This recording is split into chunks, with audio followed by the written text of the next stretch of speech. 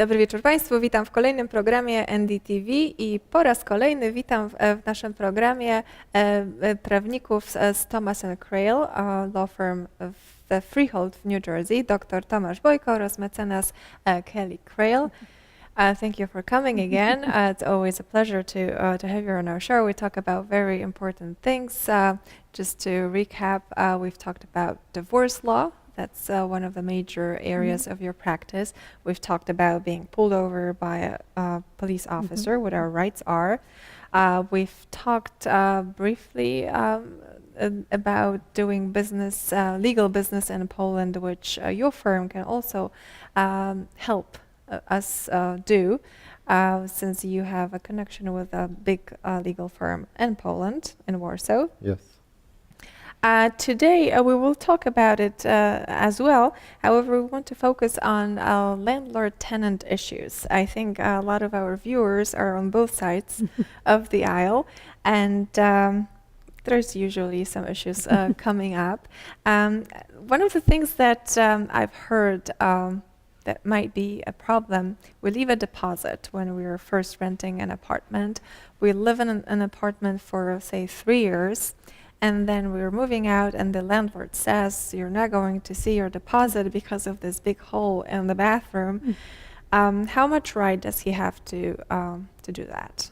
Yes, you're right. You give a security deposit, you're looking for it back, you're hoping to get that back. And the landlord, is going to look through the apartment to see what kind of damage is done. That's what they're looking for. I mean, you have the right to cause normal wear and tear to the home. Maybe even I can hang the pictures exactly with you a can, nail.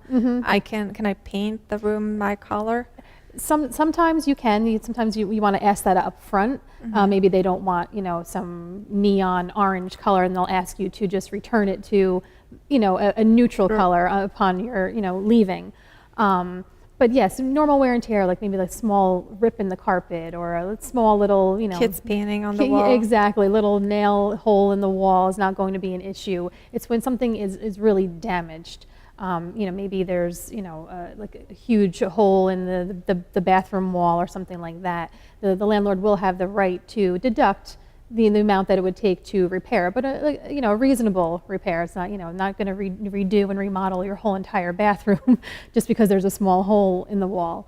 But the landlord has to present it to the former tenant, in a letter, sending it to you, certified mail, so that way they know you've received it, and it has to give the itemization of what the actual item is and how much it is to replace or repair said item, and then give you the total and show you how much they're deducting. And how much time does the landlord have to return the deposit? It's usually within 30 days is when they have to send the notice if they're going to be deducting any portion, for repairs. We usually sign a lease for a year or 2 years. There are different circumstances in life. Sometimes we have to move out earlier. Sometimes, on the other hand, the landlord, for example, sells the house, and what happens to us? We still have this 2-year lease and with 1 year more to live. Do we have to move out once the new owner comes, or is there any law protecting us? Sure. When you have, if you're the tenant that wants to break the lease, I mean, we can obviously help you figure out, because there probably will be a clause, some sort of paragraph within the lease that will explain how you can do that if you need to. Maybe it's if you find another tenant that can take your spot, you may not lose any money, or maybe if it takes 2 months, maybe you can work out something that can maybe a little bit less on your pocketbook, putting money out. For the landlord, let's just say they're selling their building or their house. It probably would be in the new landlord's, whether they're leasing the property or whether they are buying it, it's going to have a clause in there that's going to say, can the new tenants remain? And there's going to be a time period of which if you have to, leave, if you have to leave the home as a tenant, they have to give you a certain ample amount of time to move out and help you, figure out where else you're going to go. So they can't just be there, come in today and tomorrow you have to be out. There has to be some sort of, time frame, and it should be, in the new landlord's, purchasing documents or something like that. And it could be, I'm sorry, just to jump in, it could be also that in your lease agreement would say that no matter who buys the house, your lease remains valid. And then the new lender will have to honor that. Right. So it's good to look at the lease when you sign it, whether Sure. such a clause is there or isn't. And if there isn't, you can ask the landlord to put it in. So first, let's read our leases and Yes. contracts Absolutely. in detail Exactly. so Always that we know important. what to expect. And Mhm. then if we feel treated unfairly, we know who to turn to, and there's always some kind of a right that we can fall back on. Sure. And speaking of real estate, a lot of immigrants and our viewers are mostly immigrants. They don't know how to navigate what pitfalls they can fall into while buying a property, and it's the American dream to have a home, to have a house, to purchase a home in America. What to pay attention to? What dangers await us in the process of buying a property, and how we can shield ourselves against that? Sure. I mean, it's an exciting time to purchase, a home or, townhouse or whatever it may be. But you want to have someone that, whether it be an attorney that can kind of guide you through the process, because you want to make sure that what you're purchasing has clear title, and that you're purchasing something that you are going to own, that someone else isn't going to say, and a couple months from now, I have an interest in that property because of whatever it may be. So you want someone that can search all that, figure out, if there is something there, how to remove it. It's that you have clear, what we call title to the property. I mean, it can be a little bit scary. I mean, sometimes we don't know what we're purchasing. We have to do that research, and you have to have someone there that can do that for you, make it a little bit easier and a little more comfortable for you. And attorneys have already done that many times. Sure. So it's a piece of cake Exactly. for them. Mhm. Sure. I've heard horror stories about some gas tanks near the house that we're buying. What happens then? Do we have to go through some complicated processes? It can be, and you're going to want to look at your survey, and the person that does the survey of the home that shows you what's on the property. Sometimes they'll look at a prior survey and it'll show some sort of underground water storage tank or a gas tank that you're going to want the new surveyor to kind of look at and figure out where it is, and does it meet, sometimes the bank may have some sort of qualifications for a certain type of loan to make sure that the property line is correct, and if the storage tank is there, how do we close it down? You may have a certain amount of time after you've purchased to get that storage tank removed, or close it down in some safe way that won't harm the home. A lot of people are interested in foreclosed houses. It seems like a great deal. A house for $100,000 or $150,000. Is it really worth it? I mean, it can be a complicated process. There's going to be a lot of paperwork. You're going to be dealing with the bank mostly, and dealing with your loan officer that's going to have all these documents that you're going to have to look at to make sure that they all kind of line up, and it can be a little bit scary. You don't know what you're really falling into. It can be a great deal. You just really have to be careful in looking at all the documents and making sure that they've presented everything to you from the foreclosed seller. I mean, maybe a new real estate company has come in and purchased the foreclosure, who's now selling it, and you just want to make sure you have everything all lined up, and because it can be complicated, but it can be worth it. So we've talked about a very important issue today, properties, real estate. In previous shows, we've talked about divorce law, family law. All these things are also happening in Poland. One of the very interesting thing about your law firm is that with your help, we can deal with a lot of legal issues in Poland. And let's ask Dr. Bojko to tell us more about that. Ta współpraca pomiędzy waszą kancelarią a Polską. Tak, to jak pani... Szczególnie dzisiaj rozmawialiśmy na przykład o nieruchomościach.